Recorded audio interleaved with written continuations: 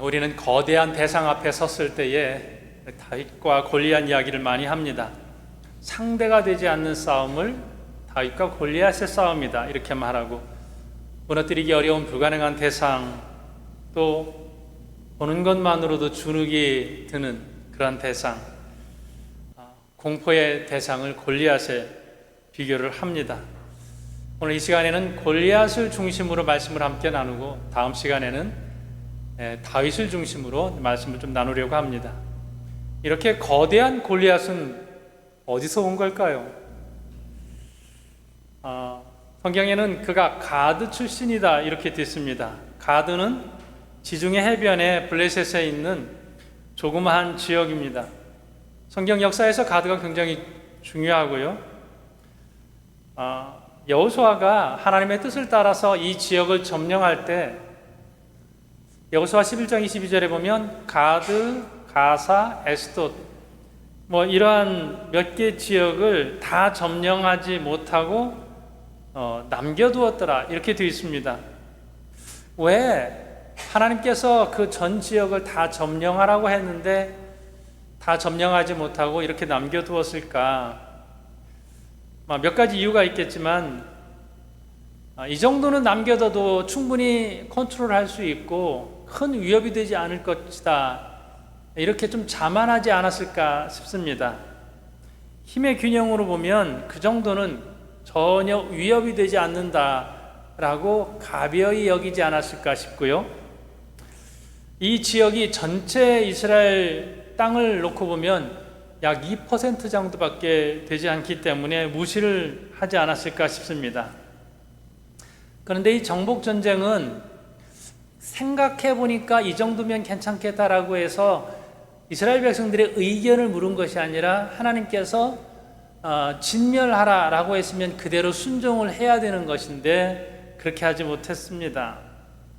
그리고 또 이쪽을 완전히 전멸하지 않은 이유 중에 하나가 블레셋의 문화를 보면 굉장히 매력적인 것이 있거든요. 또 좋아 보이는 그러한 부분도 있기 때문에 우상 문화가 주는 매력 때문에 이것을 좀 남겨두지 않았을까 이런 생각도 해봅니다.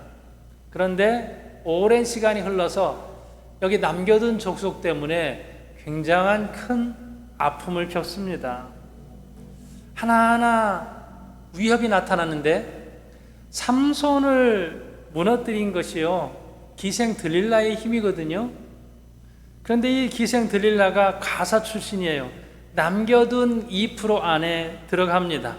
이스라엘 최고의 사사 삼손, 그가 가진 힘은 한 사람이 1000명을 죽일 수 있을 정도로 대단했습니다. 그런데 이 삼손이 두 눈이 뽑히고 머리카락이 잘리고 하는 이 치욕과 수모를 어떻게 당하게 됐느냐? 이 여인, 남겨두었던 이 가사 출신의 한 여인 때문이었습니다. 오늘 본문에 보면 이스라엘 군대를 조롱하는 이 골리앗도 남겨둔 족속 가드 출신입니다. 자, 이렇게 생각해 볼 수 있습니다. 하나님이 멸하라고 했을 때 그때 멸했으면 이런 일은 일어나지 않았을 텐데, 그때 하나님의 말씀에 제대로 순종했으면 오늘 나에게 이런 일이 일어나지 않았을 텐데 라고 생각할 수 있는 것입니다. 왜 이 시점에서 하나님께서 거대한 골리앗을 등장시켰을까? 골리앗을 등장시키면서 하나님께서 이스라엘 백성들에게 주시고자 하시는 메시지는 무엇일까 생각해 볼 수 있습니다. 이스라엘 백성들이 감당할 수 없는 어마어마한 존재가 나타났습니다. 자, 그 전에 멸하라고 했을 때 가볍게 여겼던, 무시했던, 불순종했던 그런 것이 이제 거대한 모습으로 이스라엘 백성들 앞에 나타났습니다. 자, 이스라엘 백성들이 중요하게 생각했던 것이 하나님께서 우리의 주인입니다, 하나님이 왕입니다, 이게 아니라 점점 가나안 땅에 살면서 그래도 힘이 있어야 되겠어요. 그래도 재력이 중요해요. 눈에 보이는 거대한 힘이 우리에게 좀 있었으면 좋겠습니다 라는 거였거든요. 그래서 왕이 필요합니다. 권력이 필요합니다. 이렇게 나아가게 되는 것입니다. 자, 그들이 주장했던 것이 왕권을 통한 국가 경쟁력 강화예요. 그래서 왕이 있어야 우리도 경쟁력 있는 나라가 될 것 같습니다라고 해서 힘의 논리로 나아가게 됐는데, 하나님이 이런 메시지를 주시는 것 같아요. 너 힘 의지했지? 나 의지한 것이 아니라 힘 의지했지? 그런데 그 힘은, 그들이 애써서 왕을 세우고 준비했던 힘은 아무것도 아니에요.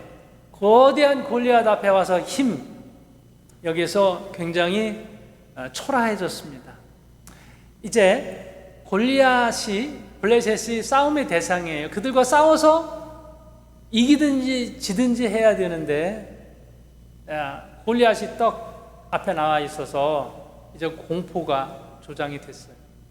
여기서 골리앗이 누구냐면요, 골리앗은 예전에 내가 두려워했던 대상이에요. 내가 무서워했던 대상이 골리앗이 되어서 앞에 나타났어요. 그리고 그 힘이라고 하는 것이 부러움의 대상이 되기도 합니다. 참 이렇게만 될 수 있으면, 이거 가졌으면 너무 정말로 좋겠다라고 부러워했는데, 그 부러움의 대상이 공포로 앞에 나오게 됐습니다. 내가 하나님 말고 더 중요하게 생각했던 것, 내가 하나님 말고 더 의지했던 것, 이게 골리앗이 되어서 공포스럽게 내 앞에 나타난 거예요. 자, 그러면 전쟁이 시작됐습니다. 누가 나가야 할 것인가 라고 하는 부분이에요. 누가 나가서 싸워야 될 것인가. 그런데 이쯤에서 누가 나가야 되냐면요, 사울 왕이 나가야 돼요. 뭐라고 말해야 돼요. 아니면 누구를 나갈 것인지 선택이라도 해야 되는 그런 상황입니다. 그런데 이 왕이, 그렇게 믿었던 왕이 한 30년 정도 이제 왕권을 유지하고 있거든요. 너무나도 초라해 보입니다. 강한 나라가 되게 해달라고 왕을 세웠는데, 지금 왕은 한마디 말 못하고선 초라하게, 그렇게 실망스러운 왕의 모습으로 여기에 있습니다. 여러분은 무엇 때문에 실망을 하십니까? 지금 이스라엘 백성들이 세운 왕은 힘도 없어 보이고, 또 전쟁이 없을 때는 폭군처럼 그렇게 왕권을 행사합니다. 이런 모습을 어떤 분은 이렇게 비유를 합니다. 돈이 너무나도 좋아서 돈 많은 사람하고 결혼했는데, 그 사람이 외도하고 폭력 행사하고, 그래서 자기 인생이 망치게 됐다고, 나중에 돈 다 소용없더라, 이렇게 말하는 사람과 비슷하다는 거예요. 무언가 내 인생이 장밋빛 인생이 될 줄 알고, 그리고 그 돈으로 화려하게 멋진 인생이 될 줄 알았는데, 그것이 나를 더 실망시키고 그것 때문에 내 인생이 망가지게 되었다라고 말하는 것과 비슷하다라고 하는 거예요. 자, 골리앗은 나와서 싸우자고 소리를 칩니다. 아직 싸움은 시작되지 않았습니다. 대치만 하고 있는 상황이에요. 섣불리 공격을 어느 쪽에서든지 먼저 하지 못하고 눈치만 보고 있는 그런 상황입니다. 오늘 8절의 말씀을 보면요, 골리앗이 소리치는 내용이 이렇습니다. 너희는 사울의 신복이 아니냐? 너희는 한 사람을 택하여 내게로 내려 보내라. 그가 나와 싸워서 나를 죽이면 우리가 너희 종이 되겠고, 만일 내가 이겨 그를 죽이면 너희가 우리의 종이 되어 우리를 섬길 것이니라. 골리앗이 굉장히 목소리가 컸을 것 같아요. 골짜기 사이에서 메아리 쳐서 반복해서 울리지 않았을까 싶습니다. 그런데 사울 왕은 한 사람도 내보내지 못합니다. 자, 11절 말씀 볼까요? 사울과 온 이스라엘이 블레셋 사람의 이 말을 듣고 크게 놀라 크게 두려워하니라.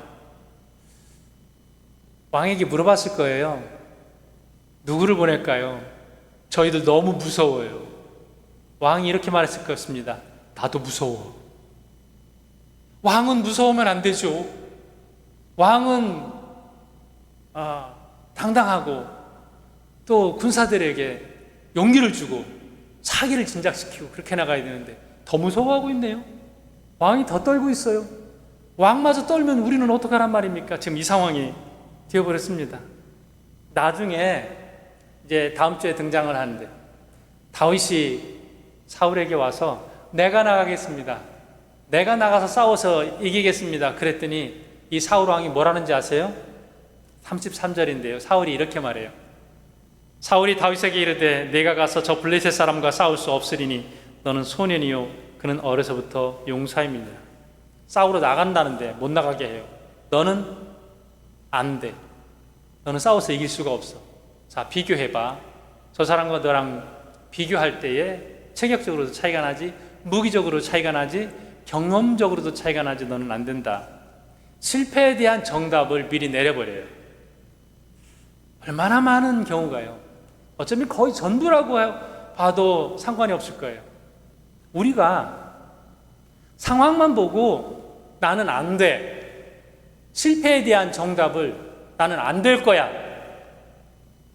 내려버려요. 맞습니까? 여러분은 안 됩니까? 자, 우리가 당하는 많은 문제들에 이런 반응을 볼 때가 많거든요. 싸우기도 전에 패배의식을 가져요. 이걸 뭐라고 말하냐면 메뚜기 신드롬이라고 해요. 상대를 크게 보고 나를 메뚜기로 보는 거예요. 이스라엘 백성들이 광야에 있을 때 정탐꾼 12명을 들여보내죠. 그 중에 10명의 정탐꾼이 스스로를 메뚜기라고 표현을 했어요. 민수기 13장 33절인데요. 거기서 네피림 후손인 아낙 자손의 거인들을 보았나니 우리는 스스로 보기에도 메뚜기 같으니 그들이 보기에도 그와 같았을 것이니이다.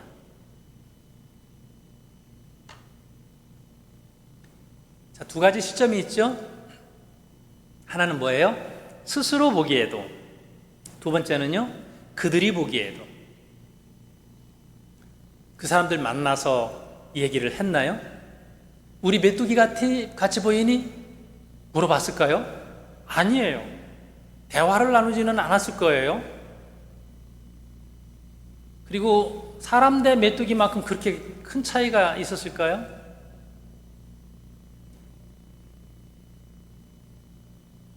얼마나 이 평가가 잘못된 겁니까? 스스로 보는 것도 옳지 않고 상대방이 나를 보는 것도 옳지 않아요.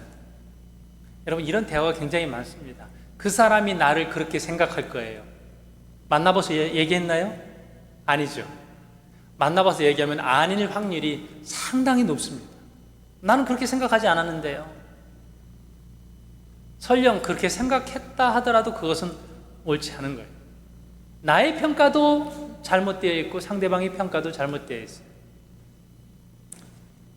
자, 두려움의 대상인 골리앗이 누구인가 한번 생각해 볼 수 있습니다. 4절에 보면 골리앗을 이렇게 보고 있어요. 블레셋 사람들의 진영에서 싸움을 도두는 자가 있는데 그의 이름은 골리앗이요 가드 사람이라. 그의 키는 6규빗 1뼘이요. 싸움을 도두는 자. 싸움을 도두는 자라는 말은 둘 사이의 사람 이렇게 말하는데 군대를 대표해서 나가서 싸우는 사람, 이 사람을 싸움을 도두는 사람 이렇게 표현합니다. 골리앗의 키가 몇 센치였을까요?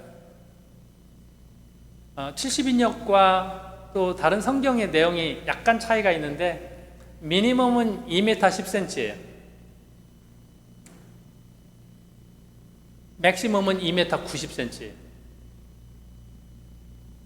골리앗 하면 2m 10cm는 우리가 서장훈을 볼 수도 있고요. 어느 농구선수도 2m 10은 있을 수 있어요. 그래서 그보다는 더 크지 않았을까 우리가 추측을 해봅니다. 그 다음에 그가 어떤 무기로 무장을 했는지, 어떤 갑옷을 입었는지 자세히 설명하고 있습니다. 5절에서부터 7절이에요. 머리에는 노투구를 썼고 몸에는 비늘 갑옷을 입었으니 그 갑옷의 무게가 놋 5,000세겔이며 그 다리에는 놋 각반을 쳤고 어깨 사이에는 놋 단창을 메었으니 그 창자루는 배틀채 같고 창날은 철 600세겔이며 방패든 자가 앞서 행하더라. 이 말씀을 이렇게 쭉 보면 어떤 공통점이 있냐면요, 숫자로 표현된다는 거예요. 이걸 어떻게 알았을까요? 지금 골리앗은 나와서 소리치기 시작한 지 며칠 됐냐면요, 40일 됐어요. 40일 동안 나와서 싸우지 않고 소리만 치고 있어요. 그리고 갑옷 자랑하는 거예요. 크니까 멀리서도 잘 보였을 것 같아요. 이스라엘 백성들은 우리가 누구를 보낼 것인가, 어떻게 싸워야 될 것인가 이 얘기하지 않고 그 40일 동안 갑옷만 연구한 것 같아요. 서로 이야기하면서 얼마큼 될까? 60세겔은 될 텐데, 더 돼 보이는데. 이 갑옷 무게가요, 지금으로 한 사람은 57kg예요. 군인들 완전군장하고 맸을 때가 20kg거든요. 또 무언가 하나 더 얹으면 40kg예요. 57kg예요. 완전군장을 3개 정도 한 그런 갑옷입니다. 거기다 창도 6.7kg, 7kg 정도 되는 창 무게가 있고, 또 방패도 있어요. 그런데 방패는 아마 더 무거워서 본인이 들고 갈 수 없으니까 다른 사람 시켜서 너가 좀 대신 들고 가, 이렇게 된 거거든요. 여러분, 여기서 숫자가 중요한 것이 아닌데 이스라엘 백성들로 하여금 숫자에 집중하도록 만듭니다. 겉으로 드러난 모습에 집중하게 하죠. 요즘 사람들의 대화 가운데에 이런 대화가 굉장히 많습니다. 너 그거 얼마짜리야? 중요한가요? 중요할 수도 있겠죠. 어느 메이커야? 그거 아니면 대화가 안 되는 분들 계시죠? 숫자.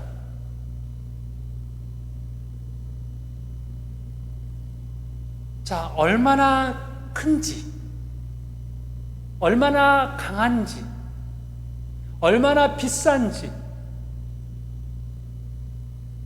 이런 숫자로 자신을 표현하려고 하는 사람은 보통 그 안에 그것밖에 내세울 것이 없는 사람일 확률이 아주 높습니다. 만약에 갑옷이 아니면 골리앗이 그랬으면 더 좋지 않았을까 싶습니다. 자신이 가지고 있는 검수를 한번 좀 보여준다든가 말이죠. 아니면 팔굽혀펴기라도 몇 번 해보든지. 그런 외적인 모습들은 정말 중요한 군인의 모습은 보이지 않고 겉으로 드러난 것만, 골리앗도 그렇게 드러내고 이스라엘도 그것만 보고 있습니다. 여러분, 혹시 숫자 때문에 위축된 적이 있습니까? 당신이 가지고 있는 거 부럽습니다. 나 그거 못 가지고 있어서 배 아픕니다. 요즘 세상이 그렇습니다. 40일 동안 골리앗이 이 행위를 하고 있습니다. 목소리를 크게 낸다, 겉을 어마어마하게 치장을 했다, 너무 세게 화장을 하고 너무 비싼 옷을 입고 그렇게 과도하게 자신을 드러내려고 하는 사람은 어떤 특징이 있을까요?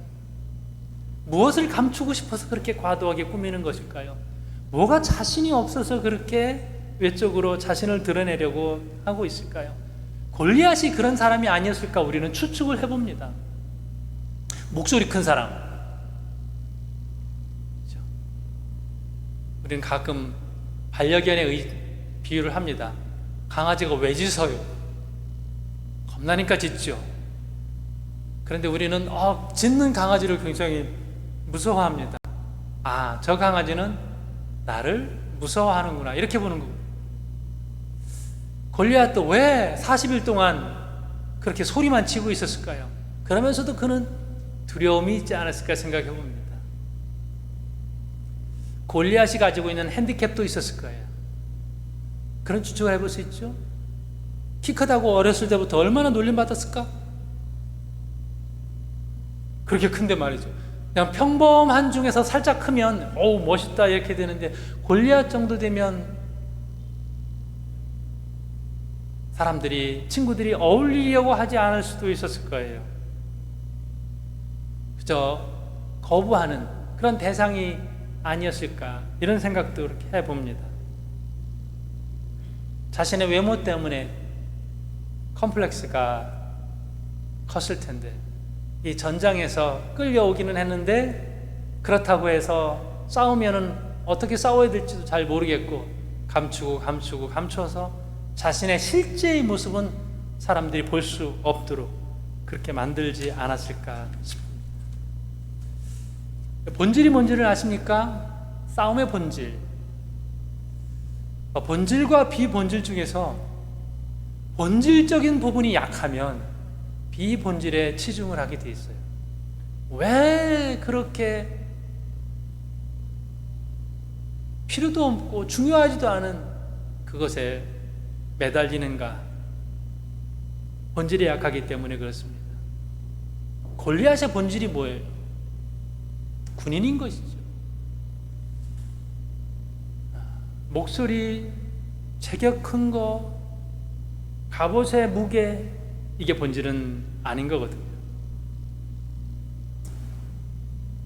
오늘 우리의 싸움의 대상이 무엇인지 이렇게 가늠해 볼 수 있습니다. 여러분은 무엇을 두려워하십니까? 무엇을 부러워하십니까? 무엇을 비교하면서 또 상처를 받습니까? 무엇을 비교하면서 우쭐대고 있습니까? 나의 골리앗은 무엇입니까? 내가 싸워야 될 대상. 오늘 우리는 이 본질에 대해서 분명히 알고 나아갔으면 좋겠습니다.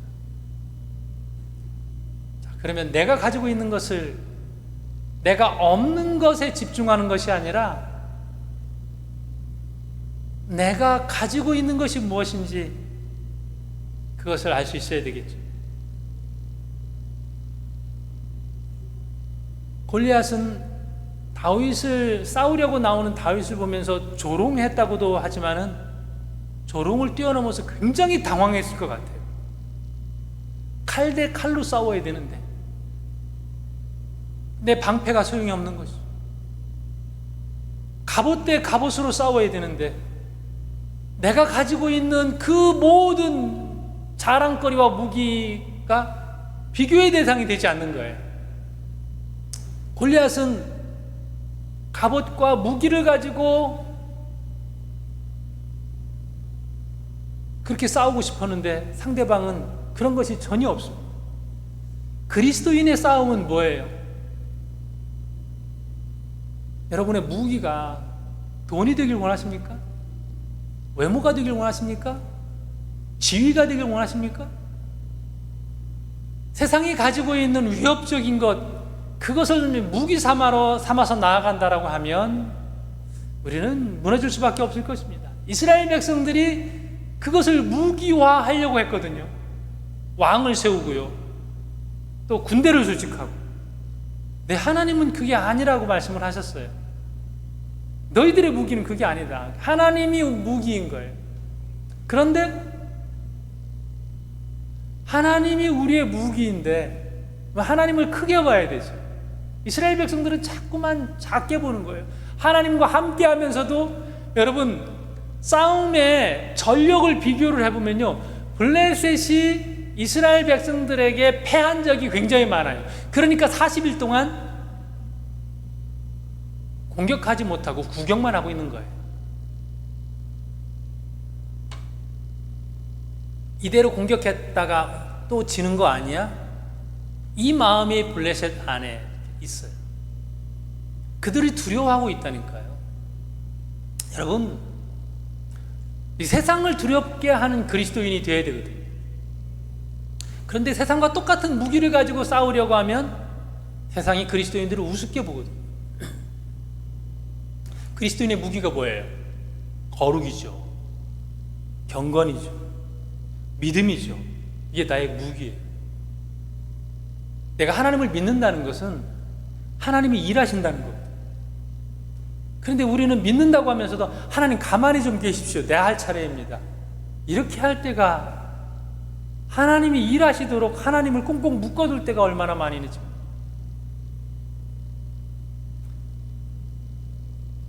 여러분, 하나님은 항상 우리에게 승리를 주시는 분이죠. 우리에게 힘 주세요. 우리의 공급자가 되세요. 우리를 응원하세요. 나의 방법을 가지고 나아가지 않겠니? 내가 주는 무기를 가지고 나아가지 않겠니? 세상을 부러워하면서 거기서 위축되면서 스스로 메뚜기처럼 주저앉아 있지 말고 믿음으로, 신앙으로 그렇게 나아가 보지 않겠니? 주님께서 말씀을 하고 있습니다. 싸움의 대상을 본다 하더라도 싸움의 대상의 외적인 것만 보지 말라고 하는 거예요. 블레셋은 누구예요? 하나님께서 이미 멸하라고 명령하신 족속이에요. 그들은 누구예요? 우상 믿는 사람들이에요. 하나님을 모르는 사람들이에요. 위축되지 말라는 거예요. 주저앉지 말라고 하는 거예요. 두려워하지 말라고 하는 거예요. 분명히 한번 보십시오. 우리가 싸우는 싸움의 대상은 영의 세력이에요. 우리의 신앙생활을 제대로 하지 못하게 만들고, 하나님 제대로 바라보지 못하게 만들고, 성경 제대로 읽지 못하게 만들고, 기도하지 못하게 만들고, 그저 바쁘게 그렇게 만드는 악한 영들이 우리의 싸움의 대상인 거예요. 겉을 보는 것이 아니라 우리가 영적인 것을 바로 볼 수 있는 그러한 신앙이 될 수 있기를 바랍니다. 주님과 더불어서 그 어떤 영적 싸움에서 무너지지 아니하고 항상 승리하는 저와 여러분이 되기를 주님의 이름으로 축복합니다. 기도하겠습니다. 하나님, 그렇게 대단하지 않은 사람들을, 대상들을 보면서 위축되고 두려워할 때가 많이 있었습니다. 내가 그리스도인인 것을, 내가 하나님의 사람인 것을 잊지 말게 하시고 주님 주신 힘으로 믿음 가지고 담대히 승리하며 살게 하여 주옵소서. 예수님의 이름으로 기도하옵나이다.